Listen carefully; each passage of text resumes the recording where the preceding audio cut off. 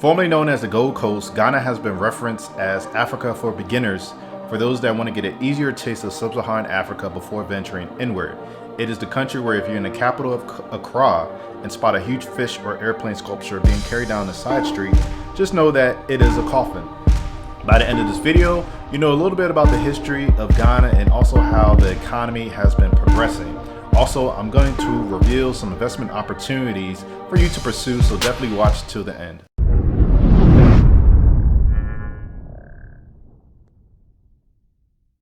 The etymology of the name Ghana means strong warrior king. Ghana gained its independence from Britain on March 6, 1957. Known for being the second largest producer of cocoa in the world, the cocoa was actually brought over from the Americas in the later 19th century. Ghana has a man-made lake called Lake Volta and is the largest man-made lake in the world. Lake Volta was only created in 1965 when the forest land it now covers was flooded during the construction of a hydroelectric dam to provide Ghana's electricity supply. Unfortunately, there is a huge problem of child trafficking and child slave labor surrounding the lake. I actually plan to do a video on this issue in the near future. The country is slightly smaller than Oregon with a population size of roughly 30 million people. Over 70 ethnic groups reside in Ghana, with the largest being the Akan people, which constitute about 47.5% of the population. You have the Mo Dagbon, Ewe, Gadagme, Gurma, Gwang, and Monde are some of the other ethnic communities residing in Ghana. Ghana is dealing with droughts in the northern part of the country, deforestation, overgrazing, soil erosion, poaching, habitat destruction, and water pollution. Present-day Ghana, named the Gold Coast by European traders, was an important source of the gold traded across the Sahara. Centralized states such as Ashanti controlled prices by regulating production and marketing of this precious commodity. In the 1920s, Ghana was producing more than half of the world's supply of cocoa, and in 2011 became the world's fastest growing economy. A housing crisis is becoming prevalent. And just so you know, all those promotions of luxury homes in Ghana are not helping the vast majority of the country. The money doesn't appear to trickle down to them in any noticeable way. Lack of development with shipping ports causes bottlenecks to occur, and inadequate supplies of potable water, shortages of trained teachers, facilities, and learning materials particularly have a disproportional effect in rural areas. The currency in Ghana is the cedi, whereas the word cedi means cowrie shells. Cowrie shells used to be used as currency all across West Africa during the pre-colonial era.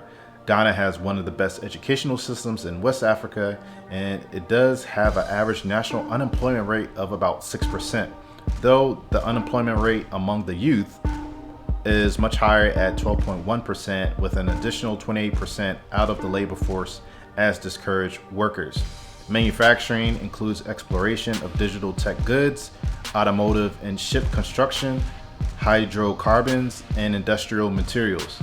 Ghana is Africa's largest gold producer, second largest in cocoa cultivation after Cote d'Ivoire, rich in diamonds, manganese, ore, bauxite, and fairly recently discovered oil. The corporate tax rate is 25%. The Kejetia Market, or Kumasi Central Market, located in Kumasi, Ghana, is West Africa's biggest open-air market and one of the largest of its kind in the continent. Rlg Communications is the first indigenous African company to assemble laptops, desktops, mobile phones, and is West Africa's biggest ICT and mobile phone manufacturing company. The services sector is the largest contributor to Ghana's GDP, then the industrial sector, and then agriculture. This is a very important statistic in the new revelation of IWAS companies being the solution to many African countries' abysmal economic performance. Structural change is taking place in Africa, but in contrast with East Asia, export-led manufacturing is playing a minor role. Falling transport costs and progress in information and communications technology have at the same time created tradable services and agribusinesses that share firm characteristics with manufacturing. Current literature finds that 4 major industries without smokestacks, which are agri-industry and horticulture, tourism, ICT-based business services, and transport and logistics, have many firm characteristics in common with manufacturing. Inequality is rising despite the great performance of Ghana's economy. So to combat this issue, Ghana is implementing a one district, one factory initiative to curb the rising income disparity. Agriculture contributes 54% of Ghana's GDP, with cocoa being cultivated on more than half of Ghana's arable land. Ghana currently has public debt of 81% of its GDP. The main imports are flexible metal tubing, petroleum products, transportation units from China, Nigeria, and the US. The main exports are cocoa, gold, and crude oil to the EU, India, China, and UAE.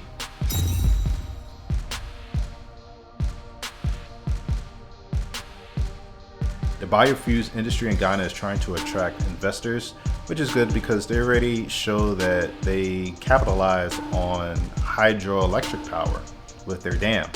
Agro processing. So instead of just having subsistence farming where people just farm the land, they also need to increase the processing of these products, these agricultural products. So one specifically being cocoa, where Ghana really wants to start processing the cocoa into chocolate so that they don't have to export the cocoa and then import the processed chocolate, which causes them to lose so much money. So the current president in Ghana is really trying to make a shift and a change in that. Tourism. So Ghana is picking up on this tourism sector, and they need more people to provide adequate housing and transportation. So the tourism sector is definitely starting to boom, especially after the year of the return in 2019.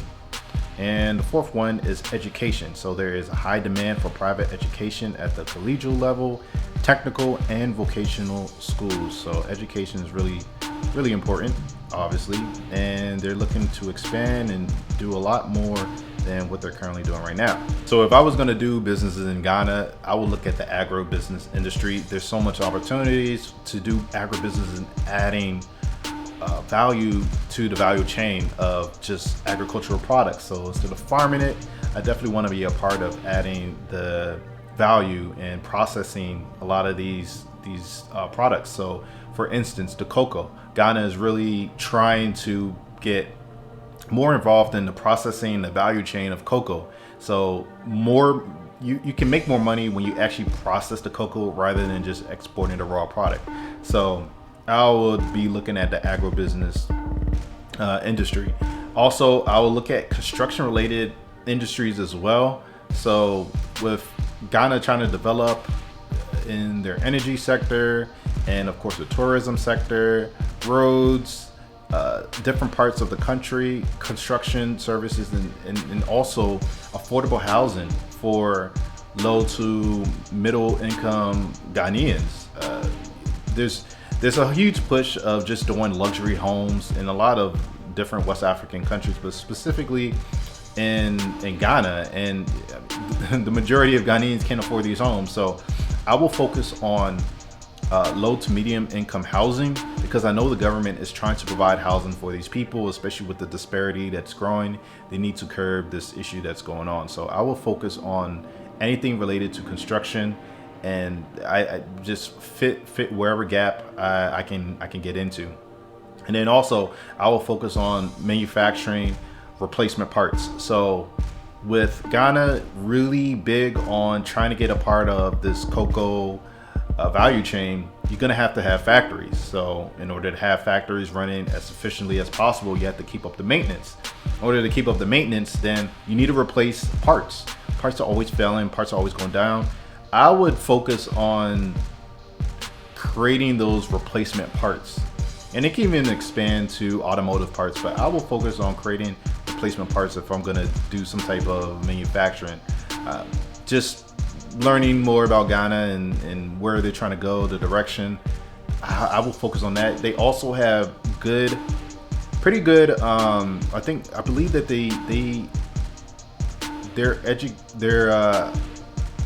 their electric grid is not perfect, but it's very reasonable. It's pretty efficient from what I've been understanding. So if I'm going to have any manufacturing factories involved in there, then I know at least I can get some more than decent power, and I don't have to worry about the on and off. Now, power outages do occur, but at least Ghana is pretty good where they don't have that major issue as other countries do. So I will also focus on just that manufacturing because I know the power is going to be there. If you're interested in an entrepreneurial story, then I definitely have one for you. How a South African built a pet food company that exports globally. I'll leave that link in the description for you to follow at your leisure. So, does this video help you better understand the Ghanaian economy? Or are there any relevant topics that you would like for me to do a video on? Well, if you do, definitely leave a message in the comment section down below, and I'll surely take a look at it, and I'll try to include it in my list of videos that I do want to release. Also, don't forget to check the video's description for helpful resources that I do provide. One being my course on how to build a strong business foundation so you can get that generational wealth that you want to have for your family. And also, if you need something a little bit more specialized, a little bit more specific, then you can go to my website, businesscenter101.com, and you can book a session with me, and I can talk through some of the problems that you're having and kind of the ideas that you want to do for yourself. Also, if you want to join this West African tribe, then definitely subscribe to the channel and make sure to click the bell so that you get alerted when I do release new videos. If you know anyone that can find this video valuable, then definitely like this video and share it with that person. I would greatly appreciate it.